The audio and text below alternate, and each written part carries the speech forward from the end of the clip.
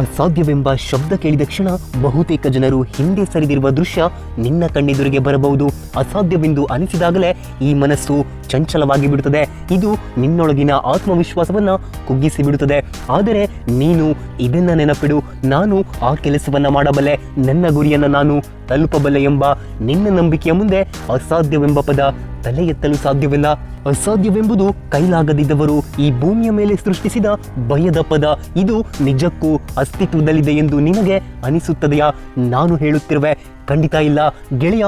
ಈ ಶಬ್ದದ ಹಿಂದೆ ಅಡಗಿರುವುದು ನಿನ್ನ ಆತ್ಮವಿಶ್ವಾಸದ ಕೊರತೆ, ನಿನ್ನ ಇಚ್ಛಾಶಕ್ತಿಯ ದುರ್ಬಲತೆ, ನಿನ್ನ ಪ್ರಯತ್ನದ ಕೊರತೆ ಅಷ್ಟೇ. ಒಂದು ಕಾಲದಲ್ಲಿ ಗಗನದಲ್ಲಿ ಹಾರುವುದು ಅಸಾಧ್ಯವೆಂದು ಅನಿಸಿತ್ತು. ಆದರೆ ರೈಟ್ ಬ್ರದರ್ಸ್ ಏನು ಮಾಡಿದರು? ಆಕಾಶದಲ್ಲಿ ಹಾರುವ ಕನಸಿಗೆ ವಿಮಾನದ ಇಂಜಿನ್ ಹಾಕಿದರು. ಹಾಗೆ ಒಂದು ಕಾಲದಲ್ಲಿ ಚಂದ್ರನ ಅಂಗಳಕ್ಕೆ ಕಾಲಿಡುವುದು ಅಸಾಧ್ಯವೆಂದೆನಿಸಿತ್ತು.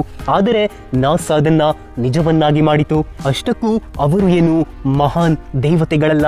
ಅವರು ನಿನ್ನ ಹಾಗೆಯೇ ಮಾಂಸ ರಕ್ತದಿಂದ ಕುಡಿದ ಮಾನವರು. ಆದರೆ ಅವರಲ್ಲಿದ್ದ ಮಹತ್ವಪೂರ್ಣ ಶಕ್ತಿ ಒಂದೇ, ಅದುವೇ ಅಸಾಧ್ಯವೆಂಬ ಶಬ್ದವನ್ನೇ ತಿರಸ್ಕರಿಸಿದ ಶಕ್ತಿ. ಹೌದು, ನೀನು ನಂಬಿದರೆ ಅಸಾಧ್ಯವು ಕೂಡ ಸಾಧ್ಯವಾಗುತ್ತದೆ. ಆದರೆ ನಿನ್ನೊಳಗಿನ ಶಕ್ತಿಯನ್ನ ನೀನೇ ಸರಿಯಾಗಿ ಅರಿತಿಲ್ಲ.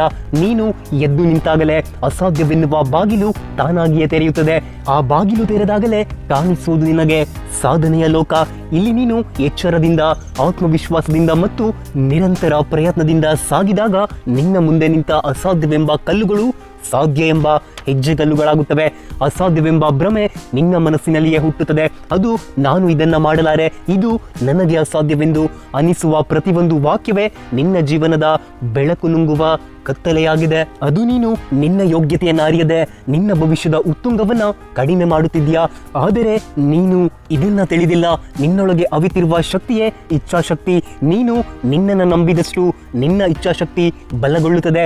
ಅಸಾಧ್ಯವೆಂಬ ನದಿ ಎಷ್ಟು ಆಳವಿದ್ರೂ ಅದು ನಿನ್ನ ಇಚ್ಛಾಶಕ್ತಿಯ ಮುಂದೆ ಚಿಕ್ಕದಾಗಿ ಬತ್ತಿ ಹೋಗುತ್ತದೆ. ಒಮ್ಮೆ ನಿನ್ನನ್ನು ನೀನು ನಂಬು.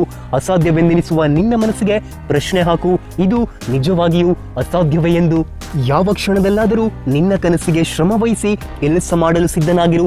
ಯಾವಾಗ ನೀನು ಸೋತರೂ ಮತ್ತೆ ಪ್ರಯತ್ನಿಸುವೆಯೋ ಆಗ ಅಸಾಧ್ಯವು ನಿನ್ನ ಮುಂದೆ ತಲೆಬಾಗಿ ಬಿಡುತ್ತದೆ. ಅಸಾಧ್ಯ ಅನ್ನೋದು ಒಂದಿಷ್ಟು ಭಯ, ಒಂದೆರಡು ಎಕ್ಸ್ಕ್ಯೂಸ್ಗಳು, 3 ಸೋಲುಗಳು ಸೇರಿಸಿ ರಚಿಸಿದ ಕೂಗು. ಆದರೆ ಅದನ್ನ ನೀನು ಕೇಳೋದೇ ಬೇಡ. ನೀನು ಗಟ್ಟಿಯಾಗಿ ಹೇಳು, ನನಗೆ ಅಸಾಧ್ಯವಾಗಿ ಯಾವುದು ಪರಿಣಮಿಸಿಲ್ಲ ಎಂದು. ಇಲ್ಲಿ ನಿನ್ನ ಕನಸು ದೊಡ್ಡದಾಗಿದ್ದರೆ ಅಸಾಧ್ಯವೆನ್ನುವ ಶಬ್ದವು ಕೂಡ ನಗು ತರಿಸುತ್ತದೆ. ಯೋಚಿಸು, ಒಂದು ದಿನ ಬಡವನ ಮಗನು ಏಕೆ ಕಲಾಮನಂತಾದನು? ಏಕೆ ವಿಕಲಾಂಗ ಹುಡುಗನು ಪ್ಯಾರಾ ಒಲಿಂಪಿಕ್ಸ್ನಲ್ಲಿ ಚಿನ್ನವನ್ನ ಗೆದ್ದನು?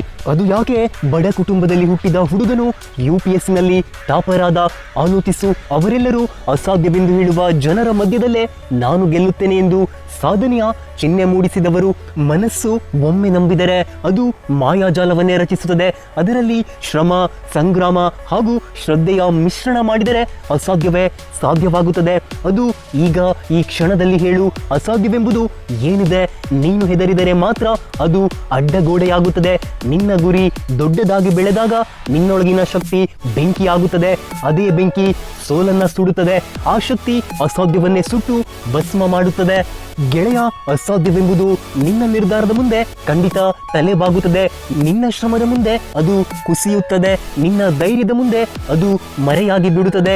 ಈಗಲೇ ಎದ್ದು ನಿಲ್ಲು. ನಿನ್ನ ಮೇಲೆ ವಿಶ್ವಾಸವಿಟ್ಟು ನಿನ್ನ ಗುರಿಯತ್ತ ಪ್ರಯಾಣ ಆರಂಭಿಸು. ಎಲ್ಲವೂ ಒಳ್ಳೆಯದಾಗುತ್ತದೆ. ಸ್ನೇಹಿತರೆ, ಇನ್ನಷ್ಟು ಹೊಸ ಸ್ಫೂರ್ತಿದಾಯಕ ವಿಡಿಯೋಗಳಿಗಾಗಿ ಚಾನಲ್ ಅನ್ನ ಸಬ್ಸ್ಕ್ರೈಬ್ ಮಾಡ್ಕೊಳ್ಳೋದನ್ನ ಮರಿಬೇಡಿ. ಧನ್ಯವಾದ.